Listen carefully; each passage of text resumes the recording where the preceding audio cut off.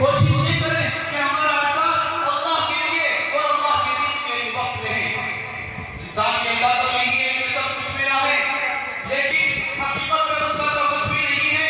انسان تو صرف متولی ہے، ادرا ہے، حافظ ہے، امین ہے. اس کے بعد جو کچھ ہے وہ اللہ کا دیا ہوا ہے اور اسی کی امانت ہے. ہاں یہ سب کچھ امانت ہے، مگر آئیے میں آپ کو سب سے بڑی امانت کے بارے میں بتاؤں جس امانت کو وہ زمین اور آسمان نہ اٹھا سکے، سب کو بڑا پہاڑ نہ اٹھا سکے، لیکن انسان نے اسے اپنی ناتوانی کو اٹھا لیا مگر اس کا حق ادا نہ کر سکا.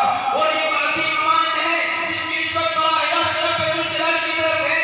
اور یہ وہ امانت ہے جب حضور اکرم صلی اللہ علیہ وسلم کے حوالے ہوئی تو آپ انتہائی دل اور پر محسوس کرتے تھے. سخت سردی میں آپ کی مقدس پیشانی پر پسینے کی بوندیں موتی پڑ کر چلائے رکھتی تھی. اور یہ وہ امانت ہے جو 1 لاکھ سے زیادہ انبیاء کرام علیہ السلام کے حوالے وقتاً فوقتاً کی جاتی رہی. ہاں